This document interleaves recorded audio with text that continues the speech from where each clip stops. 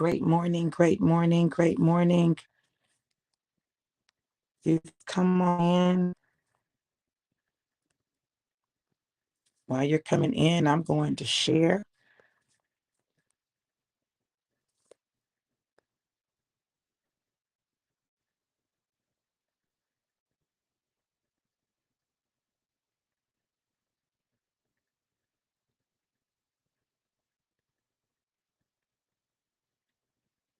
Good morning, good morning.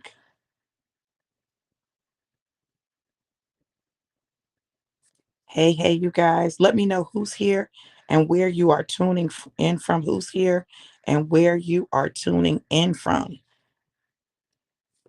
We're going to get into this word this morning. Hey, Canary Sounds, how are you? Great morning. South Jersey in the building. I love it. I love it. You guys, let me tell y'all something. Mm. God is not playing, not in this season. We have stepped into the month of March. Today is the first day of the month of March. And what I heard God say is that He is getting ready to accelerate. He's accelerating what's happening. So things that would have taken longer are going to take shorter periods of time. Like he's literally condensing time for us. He's condensing time for us. And when we understand that and we begin to move the way that he needs us to move, he's going to make up for what we thought was lost time. You thought it was lost time. You thought it was wasted time. And what I'm telling you is that he is redeeming the time, restoring the time. You know, the word of God says that his ways are not our ways, his thoughts are not our thoughts. But the other thing is that for him, for us, one day, for him, one day is, well, 1 year is like a day. Like time is different for him. So he's not limited on this time frame that we operate on. And we're like, oh, it's too late, it took too long, why is it just happening? Because God is obviously getting ready to condense time and accelerate things so that what you thought you lost, he redeems. My God. Now listen, for that reason, I don't think it's an accident that my daddy bear is right here. Okay. Now, I wasn't planning on Daddy Bear being in my life, but he decided that he was going to be in my life, okay? Like my daddy, right? But one of the things for me is there were some things that I just felt like I didn't really have in childhood. And it's like now I'm getting the very things that I always wanted. I'm having the experiences that I always wanted to have. Now, that's taking nothing away from my parents, like my grandparents, that's taking nothing away from them.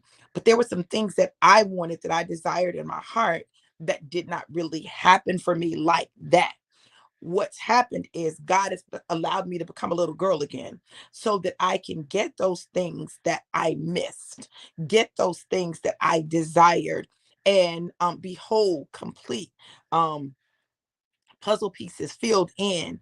Um, and it's incredible, right? It's incredible. Now, what you got to understand is while your situation may be different from my situation, the fact remains that God is redeeming the time. Those relationships that you were in that you thought, oh, you wasted your time with them, baby. No, it's an investment. It was an investment. And what's getting ready to happen is you're getting ready to meet the one. You're getting ready to meet the one. And all of those relationships are going to make sense because everything that you learned in those relationships, it's going to have prepared you for the one. Not that you're going to have to go through the same thing or anything like that, but I'm just saying you will have learned lessons and worked through stuff that a lot of times people end up working through in their marriage. You will have already worked through some of that stuff so that you're not going in having to work through the same stuff, right? It's like you're going to be accelerated. It's going to be moved faster. It's going to be moved forward, and God's hand is on it. Like there's nothing like God's hand being on something. So God's hand is on it. So understand that because God's hand is on it, God's hand is on you. God's hand is on your destiny, your purpose, your situation, your circumstances, that he has set you up not for failure, but for success. Even when it looks like you lose, you don't lose. Listen, God is teaching you lessons, allowing you to gain lessons that you can use in your life to move forward. This has been one of the most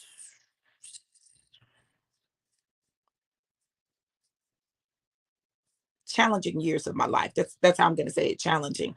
I've gone through a lot. It's been a lot. And um yet I'm grateful for every bit of it. Every bit of it has played a role in my preparation for my now. And my now is preparing me for my future. So you got to understand that this month is about acceleration. It is about condensed time frames. It is about things happening very quickly for you. This is a season of suddenlies. I've been saying that this is a season of suddenlies. You're going to see suddenly, like suddenly things are going to be happening. And I'm not just talking about just small things. I'm talking about big things happening suddenly. Things that shift the very course of your life suddenly. Literally, excuse me, me finding out that my daddy wasn't my daddy shifted my life, but me finding my daddy shifted the course of my destiny. It shifted the course of my destiny. It shifted my geographical location. It shifted relationships. It shifted things that I thought that I would not do again. All of a sudden, there's a desire for me to do, and it's like I have been realigned. If you've ever think about it like this, think about it like how a city is laid out. A city is laid out and you have the streets, right? So you have two streets that are parallel. They're going in the same direction, right? It's almost like I was on a parallel street and I needed to be shifted over to another street. It wasn't that I was going in the wrong direction, I just was on the wrong street. It wasn't that I was going on in the wrong direction. I just was on the wrong street. It was time for me to get on the other street because this street has some turns, some curves, and some access that I wouldn't have had from the other street. I'm just saying. God is doing some incredible and amazing things, and we will miss it if we fail to recognize what's going on, if we fail to prepare, if we fail to get our discipline together, if we fail to listen to the voice of God. Now, let me say this. Let me say this because I need y'all to understand this. In this season, it is so crucial that you listen to the voice of God. I'm talking about listen to God for yourself. Right? It's great to get a prophetic word. It's great to follow prophets and apostles and pastors and bishops and all of that. But in this season, if you don't listen to God for yourself, you're going to miss what God is doing because he's not going to reveal some of that stuff to other people. He just is not. He's just not. He's not. So you've got to understand that you have an obligation and responsibility to seek God for yourself. And it's going to be some folks that's mad because you're seeking God for yourself. So what? Seek God for yourself and let him give you the answers. Someone asked me a question and I was like, you got to ask God. It's some stuff that he'll allow me to say, and it's some stuff that he's like, nope, nope. They be lazy. Make them ask me. So I'm quick to ask people, what did God say? What has God said? You know? And so if you can't tell me what God said, that means that you ain't took it to him. You ain't asked him. You got to ask God. There are some things that God is going to reveal specifically to you for your situation and especially for your financial success. There's some things that he's going to show you that are going to take you into the wealth and the abundance that you've been desiring to get and to walk in, but you've tried to use everyone else's system and no one else's system has worked for you. That's because God has a system specifically designed for you to use to get to your wealth. The wealth is already there. It's sitting up. It's waiting for you to just get there and you won't get on the map. You won't turn on your GPS. It's like being in a car with someone and you're driving, but you're using their GPS, right? What if they accidentally put the wrong address in? Or what if they put the address in for where they want to go or not where you're going, right? So you're literally driving around on someone else's GPS. And while you're driving around on their GPS, listen, you're not going to where you need to go. Listen to God, seek God for yourself. And I promise you this, listen to me when I say this, God will give you what you need to get where you need to be. Now, in the process, you're going to have to leave some people.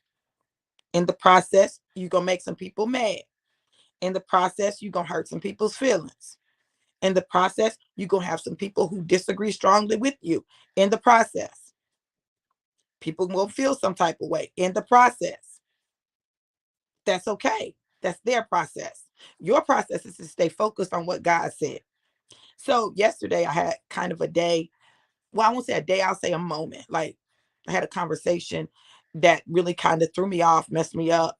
And I called my daddy, and you know, this is one of the things I love about my dad. I love everything about my daddy, but one of the things I really love about my daddy is he gives me perspective.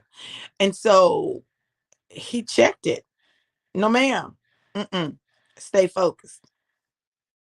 God gave you a purpose. Fulfill your purpose. God has given you an assignment. You think Jesus didn't go through nothing? I hate when he does that, because listen, that's a mess I would do. You know, it's like Jesus had a purpose too, and he had to go through stuff. What makes you different? Why you gotta say what makes you? Oh, you better than Jesus? Now he really is sounding like me. I'm like, this man has definitely marked me. He is absolutely the daddy. It's like, no, snap out of it. And it doesn't matter who it is. You can't allow other people and their stuff and their issues to throw you off course or to make you feel away. I want you to look back in your life, because I want you to see something. I want you to look back in your life, think back over your life, and think about the times when you were most traumatically impacted. That was not by people that you didn't know. That's not who it was. Yes, people want you to lean on them, but they're not dependable. Absolutely. If you look at your life and you trace your life, you'll discover that your greatest traumas, your greatest disappointments, the times when you felt the most like you were not enough, came in relationships with people who you loved and who loved you. At least they said they loved you. That's where it happens.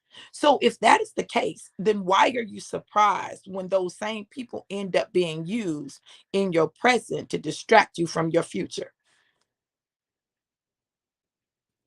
Why are you surprised?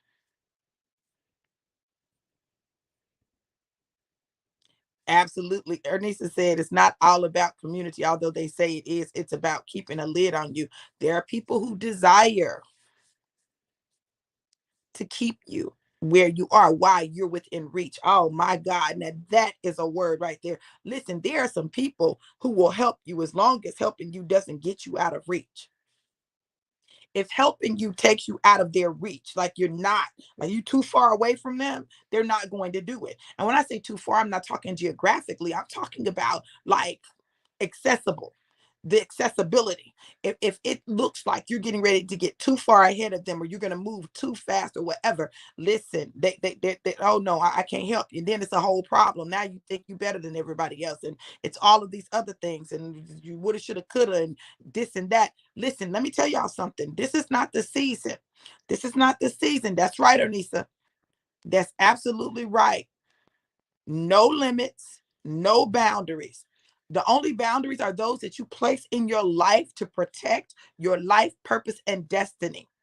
Yes, I see increase all around me. I see increase. Amen. It's all about maintaining that access. Yes, absolutely. So either you are going to be more concerned about continuing to give people access, or you're going to be more concerned about your destiny and your purpose. Listen, I'm sorry. No, I'm not. Let me stop.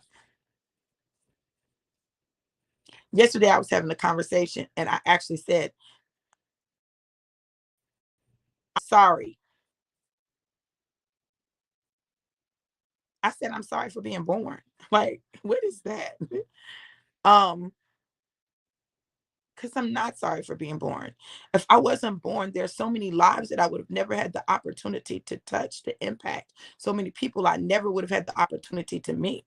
But do you know that sometimes people can have you feeling like Like you wish you had never been born. Now, I'm not trying to say I wish I'd never been born, because imagine this. What if it happened just like in the movie? Remember in the movie, the Christmas movie, what is it? Oh my God, what is that Christmas movie where, he says, I wish I'd never been born. And so he gets to see what life would have been like for other people if he had never been born.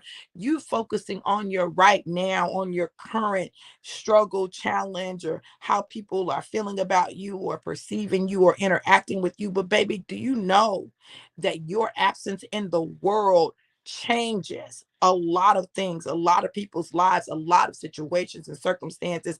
It changes stuff. Your absence, you being removed, changes it.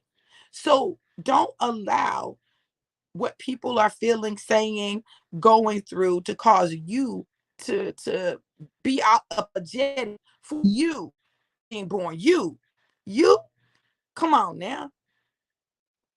You can't do that.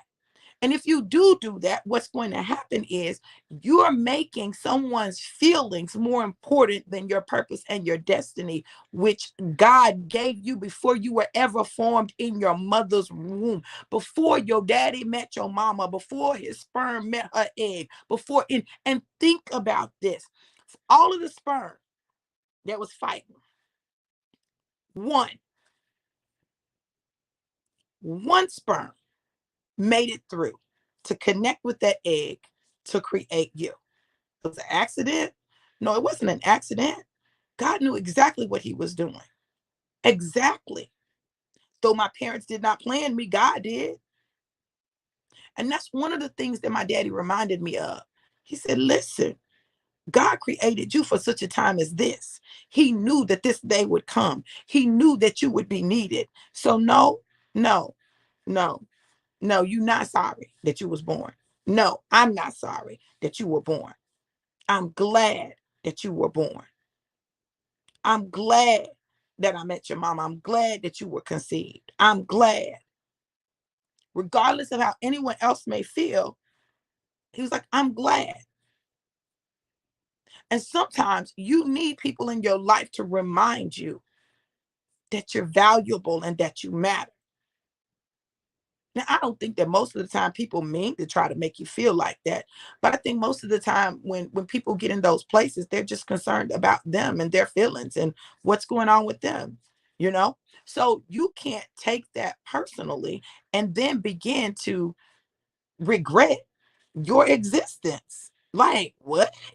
No, don't do that. Listen, if you don't know it, if no one's told you lately, if you haven't heard it from anyone, let me tell you, I'm grateful that you exist. I'm grateful that you were born. I'm grateful that your mama and your daddy connected and they created you. And I don't care what the situation or the circumstances were around that. I don't care what their role has been in your life, whether it has been they've been there or they haven't. I don't care about any of that. What I'm telling you is I am grateful that you were created, because if you were not created, there would be something missing from my life, something missing from mine. Now, you may not think that, but listen, what is alive if there's no people on there? What is a voice if no one is listening to it? What is wisdom if no one hears it and benefits from it? I'm grateful that God created you, not only for you to be able to hear me, but for me to be able to hear you, to read your comments, to connect with you, to develop relationship with you. Like I needed you in my life the way you need me in yours. We need each other. So I'm grateful. And I want you to know that, in case no one has told you lately, in case you don't feel like it, like I need you to know that you are valuable to me. I am grateful that you were conceived, however, wherever, under whatever circumstances, at whatever time, that you were born, however, wherever, whenever, and that you are alive, however that has had to happen, whatever that's looked like. I'm grateful for every trial and tribulation that you experienced and survived. I'm grateful for every trial and tribulation that you experienced and survived, because you survived. In case you didn't know you survived because you're here. Now, You need to understand that God wants you not to just be in survival mode. Well, you know what? That's challenging. You know why? We get accustomed to surviving. We get accustomed to operating in our survival techniques. And I'm gonna tell you one of our main survival techniques. If you have ever experienced rejection, one of the main survival techniques is I'm not opening my heart up to no one. It's a survival technique. When you're thriving, you don't have to be all guarded like that. You don't. I think Country Wayne he said it best when he said, listen, he said, I love as much as God tells me to love, right? I give the love that God tells me to give. And I don't lose when I do that. Now that's wisdom. If God is giving you love for someone or giving you an assignment to love someone, there's a reason for that. You're not going to lose. Even if the situation doesn't go the way you think that it's going to go, you're not going to lose. But we get so accustomed to surviving that we block ourselves off. We shut our hearts down. We don't love. We don't trust. We don't take chances. We don't take risks. We had a bad experience, so we don't do that, or we don't go there, or we don't talk to those people, or we don't deal with those people. But the end of the day, listen, you need to deal with whoever God has for you to deal with. Deal with them people. God has a plan specifically for your life. And you need to come out of survival. Come out of survival. Survival is rooted in a lack mentality. Having a survival, uh, operating out of survival, like from a place of I'm just surviving, right? Those survival techniques that you developed worked when you were surviving, but God is trying to move you from surviving to thriving, and they will limit, hinder, prevent your thriving. Same thing that protected you. You don't believe me? Listen, as a Black woman in America, and this is Women's History Month. We just came out of Black History Month. For me, every month is Black people history and women's history because it's our history. Okay. Um, but when I think about my life and all that I've gone through, I'm like, whoa, it was a lot, right? But it was necessary. And so as we are going through life, I remember being at universities and feeling like I just was in constant survival mode. Like I'm constantly looking over my back. I'm constantly trying to figure out what they're really trying to say.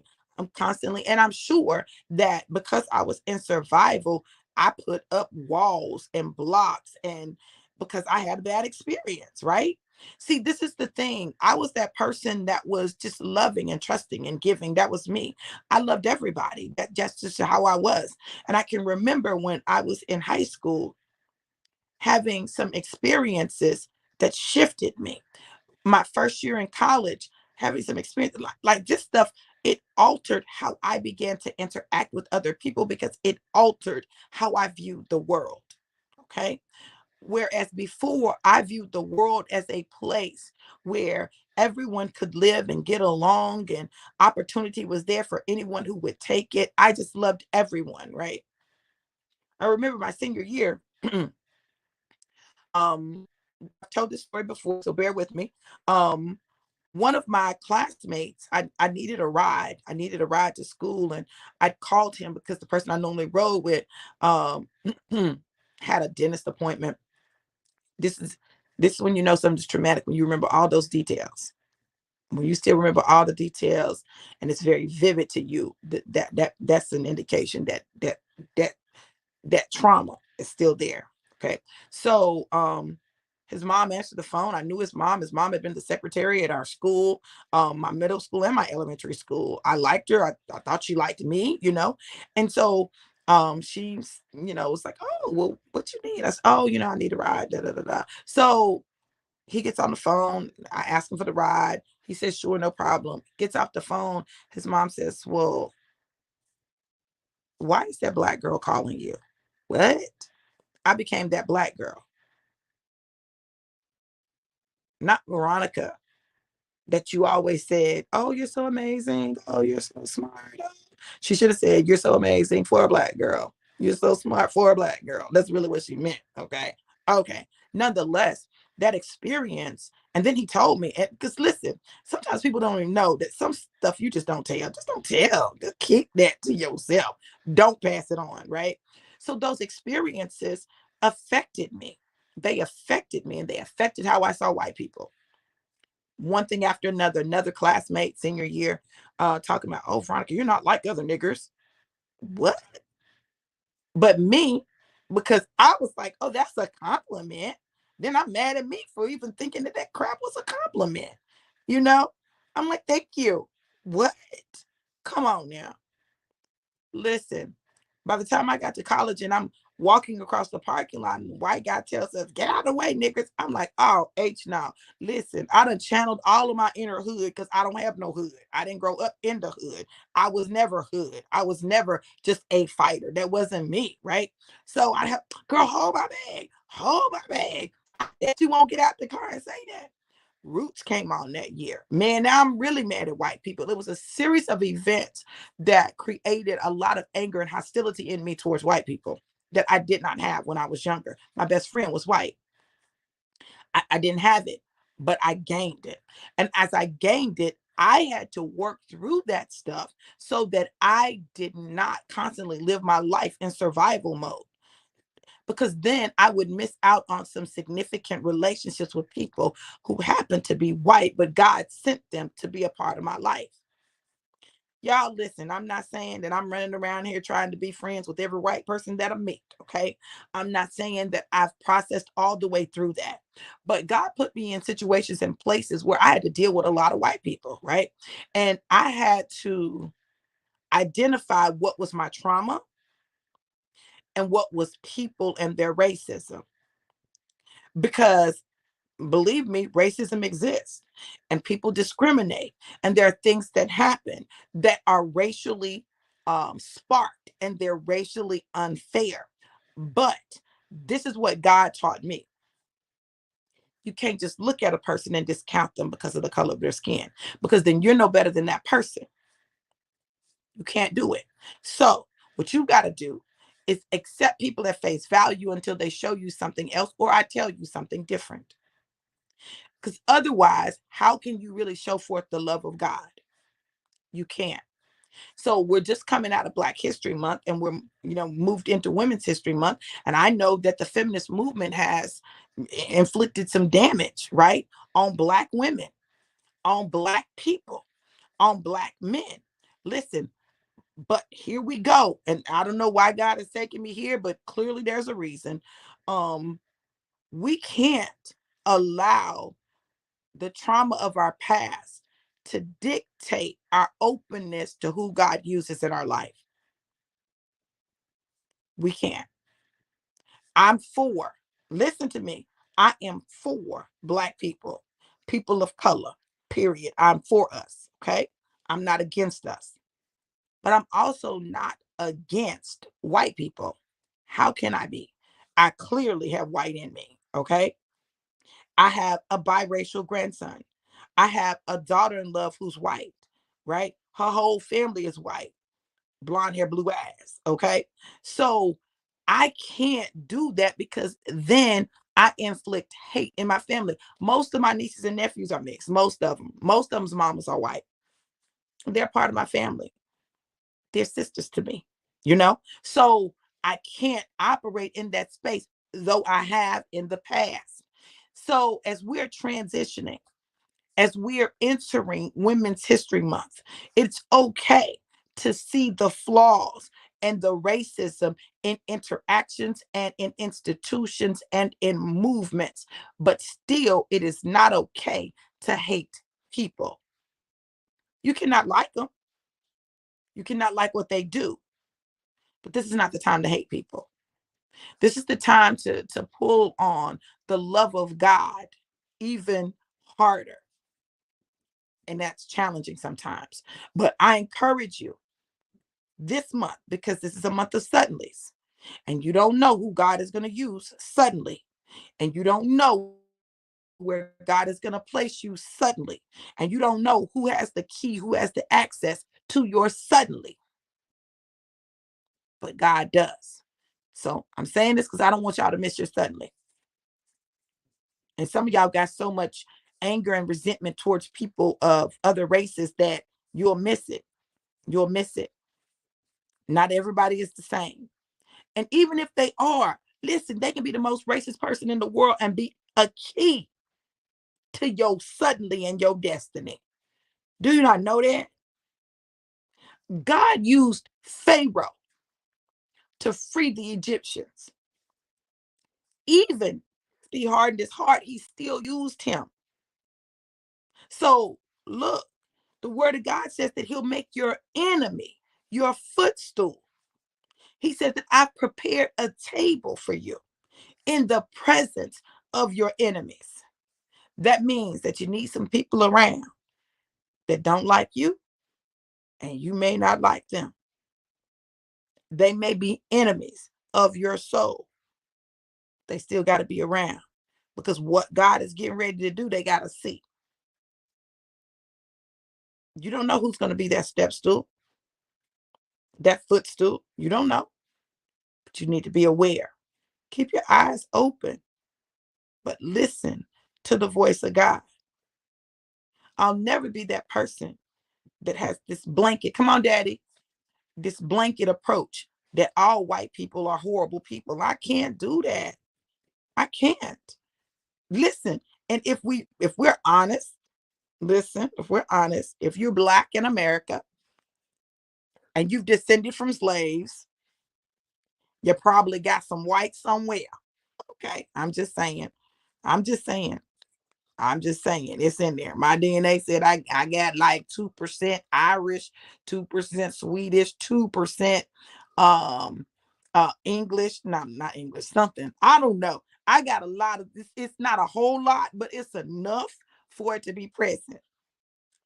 Okay. God is operating in suddenlies. He's condensing time.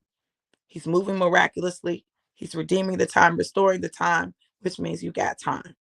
I'm not saying you got time to waste, but you got time to do what it is that God has called you to do. Do it, and do it unapologetically. You all listen. My daddy's here and I need some time with my daddy before I get my day kicked off real good.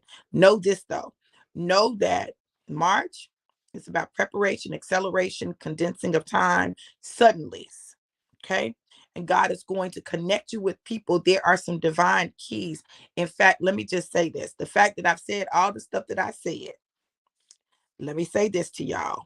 There's some people that don't look like you that are going to be a key in the month of March.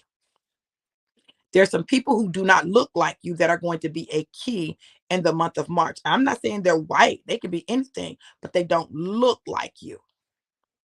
So you would naturally, normally connect with them. But don't throw it away. Okay? Don't throw it away, because you don't know what God is up to. Look, I love you guys to life and life more abundant. Have an awesome, amazing, incredible, and epic day. Y'all be blessed.